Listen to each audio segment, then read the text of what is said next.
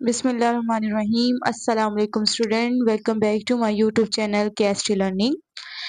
Student आज के इस वीडियो लेक्चर में हम डिस्कस करने जा रहे हैं लेसन नंबर 23। लेसन नंबर 23 में हम 3 टॉपिक्स को डिस्कस करेंगे और इन टॉपिक्स के बारे में आपको मेन कॉन्सेप्ट लेना है कि बेसिकली ये जो पॉइंट्स हैं या जो वर्ड्स हैं ये बेसिकली बता क्या रहे हैं और ये किस तरह से आपके एग्जाम में पूछे जाएंगे वो साइड बाय साइड में आपको गाइड करती चलूंगी। तो टॉपिक हमारे पास क्या है आज के लेसन का? टॉपिक है effective sentence, unity, coherence and emphasises. अब ये होता क्या है उसको हम डिस्कस कर रहे हैं कि राइटिंग के अंदर एक सेंटेंस इफेक्टिव कैसे हो सकता है, यानी एक जो सेंटेंस है वो करेक्ट कैसे हो सकता है, या फिर वो इंफॉर्मेटिव कैसे हो सकता है, या फिर एक ऐसा एक जो सेंटेंस है वो अच्छा कैसे हो सकता है, उसके अच्छे होने की कौन-कौन सी रीज़न्स हो सकती हैं, या उसको ऐसे कौन से एलिमेंट्स हैं जिसकी वजह से वो जो सेंटेंस है वो इफेक्टिव बन सकता है। तो वो जो एलिमेंट्स हैं राइटिंग के कि किसी भी सेंटेंस को इफेक्टिव बनाने के जो एलिमेंट्स हैं वही इस लेक्चर में हम डिस्कस करेंगे।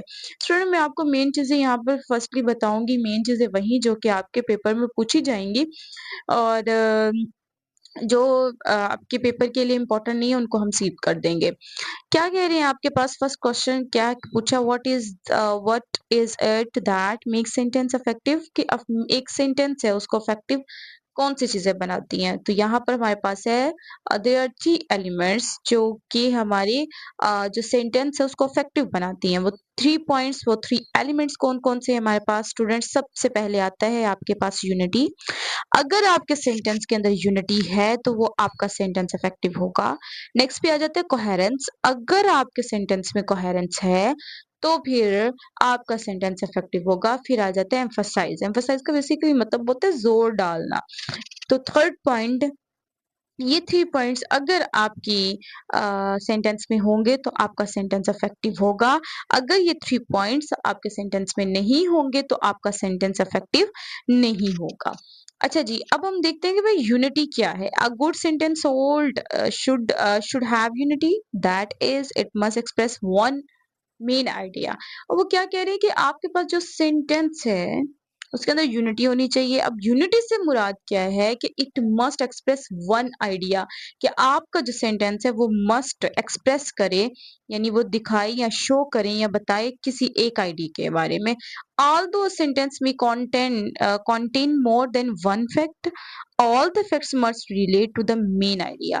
अब वो क्या कह रहे हैं कि भाई उसके साथ हो सकता है कि आपके सेंटेंस के अंदर और भी फैक्ट मौजूद हो, लेकिन जितने भी फैक्ट उसके अंदर मौजूद हैं वो उनके लिए मैंडेटरी है, उनके लिए नेसेसरी है, जरूरी है कि वो सारे के सारे किसके बारे में बात कर रहे हो? मेन आइडिया के बारे में बात कर रहे हो। तो यूनिटी इज इक्वल टू क्या है? Main idea. आपके सेंटेंस के अंदर एक मेन आइडिया होना चाहिए। आपका सेंटेंस इफेक्टिव तभी बनेगा जब आपके सेंटेंस में क्या होगा? मेन आइडिया होगा। ये आपके पास आपके सेंटेंस को इफेक्टिव बनाने का पहला पैटर्न है। नेक्स्ट यहाँ पे यूनिटी को नेक्स्ट एलैबोरेट किया गया है, थोड़े से नेक्स्ट पॉइंट दिए गए हैं, इनको जस्ट आप रीड आउट कर लीजिएगा। नेक्स्ट हम देखते हैं कि कोहेरेंस क्या होती है। स्टूडेंट हम कोहेरेंस को देखते हैं। कोहेरेंस बेसिकली होती क्या है उसको थोड़ा सा पढ़ेंगे, फिर हम एम्फसाइज पर आ जाएंगे कि एम्फसाइज कैसे हो सकता है, एम्फसाइज होता क्या है। अच्छा जी, यहाँ पर है हमारे पास कोहेरेंस। कोहेरेंस क्या कह रही है? कोहेरेंस जो है वो आपके सेंटेंस को क्या बनाती है? इफेक्टिव बनाती है। अच्छा जी, कोहेरेंस क्या है? कोहेरेंस ये है कि एक आइडिया का किसी दूसरे आइडिया के साथ जुड़ा होना, एक बात का किसी दूसरे बात के साथ जुड़ा होना। कैसे? जैसे एक जंजीर है, जंजीर का एक पार्ट दूसरे पार्ट के साथ जुड़ा होता है, उसको बेसिकली क्या कहेंगे? कोहेरेंस कहेंगे। इसी तरह आपके सेंटेंस के अंदर जितने भी इंपॉर्टेंट पॉइंट्स हैं वो भी क्या होने चाहिए? जुड़े हुए होने चाहिए। जब वो जुड़े हुए होंगे, यानी ऐसा नहीं है कि एक पॉइंट कोई और किसी और बात को एलैबोरेट कर रहा है, सेकंड पॉइंट किसी और बात को एलैबोरेट कर रहा है, थर्ड पॉइंट किसी और को एलैबोरेट करता है, तो फिर ये कोहेरेंस नहीं होगी। बल्कि क्या हो, एक स्टेप बाय स्टेप हो और उनके दरमियान में ना कड़ी वाला रिश्ता हो। कड़ी से मुराद जंजीर वाला रिश्ता हो, यानी वो एक दूसरे दूसरे से जुड़े हुए हों। अगर आप एक भी पार्ट निकाल देंगे तो उनकी कोहेरेंस क्या है, टूट जाएगी।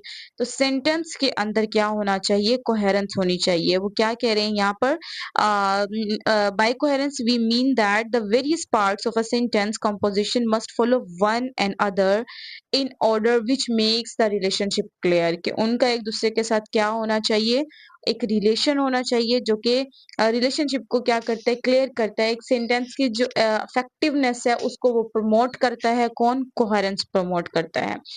नेक्स्ट है जी मेरे पास एम्फसाइज। एम्फसाइज क्या है, the mean we mean that the most important part of the sentence composition must be so placed that attention is directed toward them rather than towards less important parts. वो क्या कह रहे हैं कि भाई आपकी जो जो मेन आइडिया है या जो आप बेसिकली बताना चाह रहे हैं सेंटेंस के अंदर, उसकी जो प्लेसमेंट है, उसकी जो जगह है, वो एग्जैक्ट होनी चाहिए। यानी जहाँ पर ऐसी जगह पर वो पार्ट होना चाहिए जहाँ पर रीडर की जो टेंशन है वो फौरी तौर पर डायरेक्टली उस पार्ट के ऊपर जाए, ना कि आप उस वर्ड को जो आप बताना चाह रहे हो, स्प्रेड करना चाह रहे हो इन द सोसाइटी, या फिर आप रीडर को बताना चाह रहे हो, उसको आप ऐसी जगह पे प्लेस कर दो जहां पर रीडर की अटेंशन ही ना जाए।